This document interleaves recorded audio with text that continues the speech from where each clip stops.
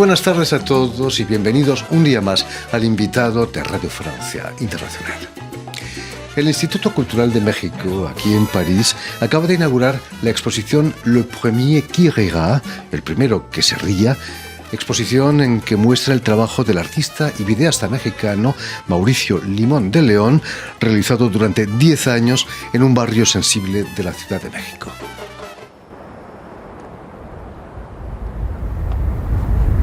Que te tian, tú me tian, para la barbichette, le premier, donudus, qui gria, au grand tapet.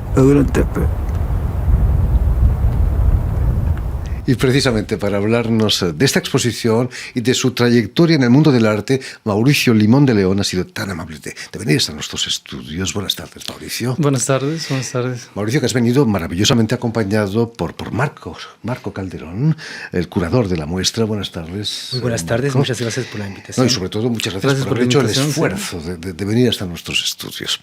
Permitidme que explique ante todo que Mauricio Limón de León ha nacido en 1979 en la Ciudad de México y que vas a realizar estudios de arte en la Rijksakademie de Bellas Artes en Ámsterdam. Pero me gustaría que nos contases cómo un mexicano como tú se encuentra, nacido en el DF además, se encuentra estudiando en Holanda, en Ámsterdam.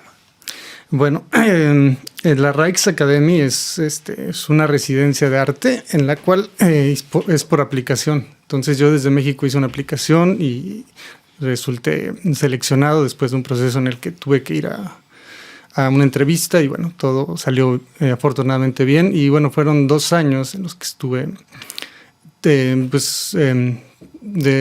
teniendo muchas pláticas, muchos encuentros con diferentes artistas de muchos países, también con asesores y con, artistas y curadores que eran con los que podía hablar al respecto de lo que había hecho durante años atrás, incluido este proyecto. ¿Qué es lo que te llevó a postular para esta residencia? Que tenía ganas de hacer un cambio de contexto, tenía ganas de salirme un poquito de todo este proceso que había hecho con ellos en este trabajo y bueno, lo encontré un espacio para poder reflexionar ampliamente al respecto.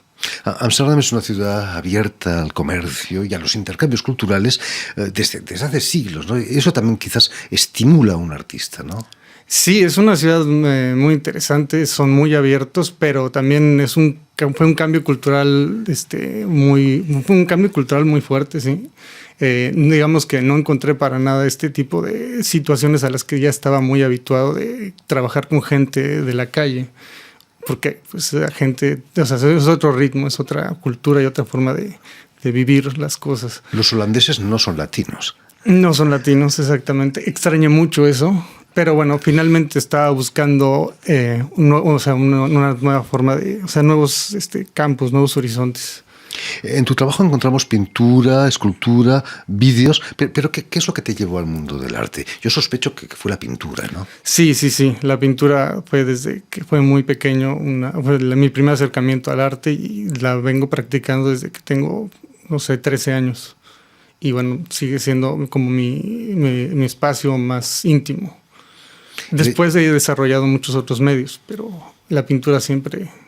El haber vivido durante un par de años allí en Ámsterdam, la ciudad de Rembrandt, de Rubens o de Van Gogh, crea unos vínculos especiales, ¿no? Con la pintura, con el retrato, ¿no? Bueno, sí, la cantidad de pinturas que vi del Bosco también en Holanda fue muy remarcable. Y bueno, también los paisajes, la forma en cómo atardece en Holanda, pues muy interesante porque a mí siempre el paisaje es un tema que me gusta mucho abordar como pintura, y la forma como progresivamente durante el año el atardecer va durando más y más y más y más. Ahí como que de alguna manera encontré un vínculo con la pintura en la escuela holandesa en relación a esta cuestión del paisaje y de los degradados del cielo.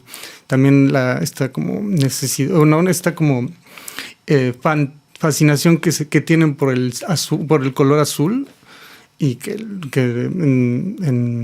ahí pues digamos que encontré una liga muy importante, porque a mí el azul, para pintar el azul cobalto es un color que me gusta mucho. Hablando de los atardeceres, en la Ciudad de México la caída del sol es más brutal, ¿no? Sí. ¿Cuánto dura un atardecer en la Ciudad de México? Pues en los largos duran, ¿qué será? 2, 3 horas. Depende también de qué tan fascinado está uno con el atardecer, pero Por supuesto. pero sí son más efímeros. Hablando de Rembrandt o Van Gogh, esos dos artistas se interesaban mucho también por la sociedad en la que vivían y precisamente tu trabajo se basa un poquito en una reflexión social y humana, ¿no? Sí. Ahí tengo yo también una fascinación muy fuerte con el contexto en el que vivo, en Ciudad de México, con los lugares remotos de toda la metrópolis. Y bueno, aquí con estos personajes que están en este proyecto, pues tengo una relación de más de 10 años y he ido poco a poco creando vínculos muy profundos. Y todo empieza desde encuentros en la calle donde ellos están limpiando parabrisas y pues me empezaron a hacer bromitas como que yo era el Jesucristo del barrio. Y de ahí, pues seguí la broma a fondo. Es cierto. Durante 10 años nos dices que has trabajado con gentes de ese barrio que se llama Iztapalapa, si no me equivoco. Sí. ¿Qué tiene de particular ese barrio? Está al este de la capital, ¿no? Es un barrio muy grande y está dividido en otros, como en varios pequeños barrios, que no sé, hay muchísimas historias que yo he escuchado que no son historias, son historias todas en relación con la violencia, la corrupción y la necesidad, ¿no? Y eso es un componente de, pues no sé, que me deja mucho interés, me genera mucha una necesidad por conocer más, también una fascinación por el personaje en sí mismo, ¿no? Que también yo creo que hay ahí una proyección muy fuerte que tiene que ver con la cuestión de identidad desde mi parte, porque así como me dicen Jesucristo del barrio y tengo el pelo rojo, mi padre, por ejemplo, pues es todo lo contrario. Entonces ahí con el personaje del Flama hay una proyección de mi parte muy fuerte al respecto. Entonces ahí ahí está el punto de esta exposición. De este proyecto. Pelirrojo como Van Gogh, por cierto. Como Van Gogh, sí. Digamos que... Cuéntanos, ¿es un barrio violento? Sí, no, por supuesto. Donde vive el Flama en particular. Sí, es en el mero centro.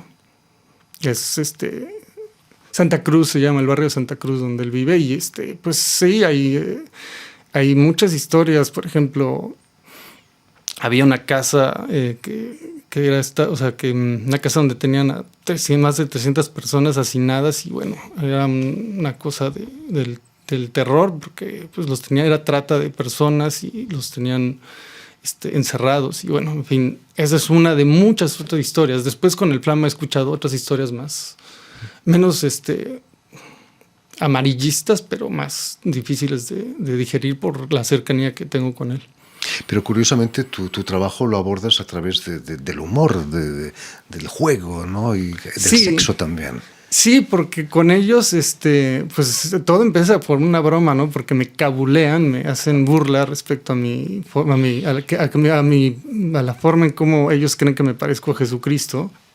Y de ahí yo sigo la broma y bueno, pues en México también uno va aprendiendo a lidiar con la realidad a través del humor. Y en México el humor puede ser muy duro también porque las cosas se dicen muy directamente. Si uno es un pendejo, pues hay que entenderlo como tal y jugar con eso. Esa realidad tan difícil para muchos en ese barrio, quizás el humor ayuda un poco a sobrevivir, ¿no? Sí, exactamente, es una herramienta de supervivencia. Y pues, es sí, tal cual. Volviendo a la exposición que acabas de inaugurar aquí en París, en el Instituto de México, me dirijo ahora al curador, Marco Calderón. ¿Qué es lo que te interesó sobre todo del trabajo de Mauricio Limón de León, Marco? A mí lo que, hay muchas partes, sobre todo como lo habla Mauricio, la parte de las fascinaciones, hay una parte muy interesante de cómo él se aproxima un poco a los personajes y a través de eso empieza a realizar interpretaciones como del contexto de una cierta región. Y aparte, sobre todo, que me interesó que es un proyecto que lleva bastante tiempo, ¿no? Es un proyecto grande y de investigación en el cual se le puede sacar mucho provecho y realizar diferentes discursos para hacer no solo una exposición, sino hacer otro tipo de de trabajo como un catálogo, una entrevista, y sobre todo el cuerpo de la obra de Mauricio Librón es muy grande en este proyecto, que en la exposición presentamos muchas obras en diferentes medios, como en video, instalación, fotografía y pintura. Entonces es muy, muy rico, es un universo muy rico en el cual se puede realizar un trabajo de investigación muy a fondo. Y también hay otra parte que me interesó, es que siento que Mauricio Limón es un artista en el cual es un artista que trabaja muy bien y de otra forma es un artista que tiene una proyección a la internacional. Me parece que ese tipo de artistas hay que trabajar y darles también como un espacio, trabajar con ese tipo de artistas me parece muy interesante. Marco, el título de la exposición, El primero que se ría, Le premier qui rira, es un juego infantil aquí en Francia, en el que dos niños o dos adultos se agarran por la barbilla y el primero que se ríe recibe una bofetadita, como se podría traducir. Pasa que el premio no invita a reírse, ¿no? Todo lo contrario. Sí, sí. Adaptamos un poco el título de la exposición, un poco para el contexto en Francia y en París, pero el título tiene que ver con el video, el título del proyecto, El primero que ría, es un video. Lo estábamos viendo al principio del programa. Sí, sí. Y es como una adaptación también, pienso que es una interpretación de Mauricio que le permitió sí entrar también con ese juego, entrar en relación con los personajes y una confianza también, pero al mismo tiempo hacerlo también como una interpretación, porque aquí en el video no se da una bofetada, sino el que pierde va perdiendo una prenda una prenda, y luego hay un gesto un poco sexual que en México se le llama una escamocha, que es como pierdes de una manera sexual y como si tuviera, y entonces va perdiendo y entonces también como que exprime también en el momento que se van descubriendo y sacando la ropa y todo, y al final quedan desnudos los personajes, también como que se va develando esa parte muy violenta también, muy violenta y muy íntima también de los personajes que al final se encuentran dentro de un espacio en el desierto, y el comportamiento de los personajes cambia, ya no es una broma, ya es algo que se vuelve serio, que exprime también esa parte íntima y violencia de cada personaje. El que se ríe pierde. Sí. Cuéntanos, Mauricio, ¿quiénes son esos dos personajes? Me decías que no son actores. No. Uno se llama el Flama, que es el protagonista del proyecto, y el otro es el Borrego, que es su medio hermano. Son personajes, ellos trabajan en la calle limpiando parabrisas y bueno, tienen toda una banda que he ido conociendo conforme trabajo con ellos de manera más cercana. Pues el Flama, que es el protagonista, insisto, es un personaje con el que me he identificado muchísimo y he trabajado toda una proyección personal de identitaria. Hay muchas cosas que están exploradas en este proyecto y hay otras cosas más que, como bien dice Marco, hay que explorarlas y trabajarlas a través de un catálogo y de texto o de una mesa redonda. Y bueno, para eso también hay un programa en la exposición. Por supuesto. Hablando del Flama, una de las pinturas que presentas es un retrato de este lanzallamas realizado con una técnica muy realista, casi puntillista. Rembrandt o Murillo quizás hubieran podido haber hecho el mismo retrato, ¿no? Sí, seguramente. De hecho, pues tuve mucha influencia de estos pintores de cuando era muy joven. Y por supuesto que aparece en la pintura esta influencia. Y bueno, también la fascinación por estos rostros que de alguna manera con lo que empezamos a trabajar aquí a nivel de exposición, empecé también a trabajar la pintura hacia el mapa, hacia la representación cartográfica. Y estas pinturas las hacía horizontalmente, vertiendo la pintura muy líquida, lo cual crea como una especie de dilución muy particular que crea también como una visión de mapa satelital. Digamos que ahí hay una exploración muy interesante entre el cuerpo y el mapa, o la cartografía, y cómo la cartografía desde un punto de vista emocional. Entonces ahí la cuestión de la emoción genera como una lectura, o sea, crea un diálogo entre ambas cosas. En un video que se llama Promesa Prohibida, esa exploración es mucho más patente porque es un video donde aparecen el Flama y sus 2 hijos, Doris y su hermano, y todo gira alrededor de un contexto urbano que está donde en medio de ese contexto urbano hay un campo, un sembradío de cempasúchil. Entonces es muy interesante ver cómo dentro de la ciudad todavía hay una vida rural intensa, exactamente. Presentas también una serie de máscaras esculpidas en madera. Son hijas de una tradición de fiestas populares mexicanas, pero quizás proceden de los mayas ya, ¿no? ¿Te sientes un poco hijo, heredero de esa tradición? Sí, definitivamente. Y digamos que dentro de esta búsqueda pues, de identidad, yo tengo una cuestión muy inconsciente, donde este tipo de cuestiones mayas suceden tanto en estas máscaras, pero también en las cartografías hay una relación con los códices. Y estas máscaras terminan teniendo estas relaciones de cultura popular. Finalmente yo estoy inspirado, más que nada inspirado en la figura del hombre colonialista.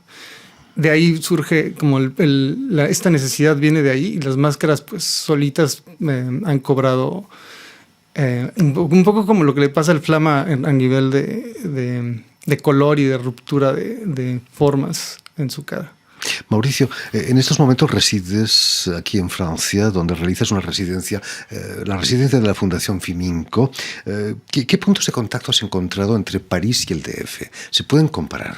Sí, yo vine a París también porque necesitaba un poco más de toque latino, de acercamiento a lo latino.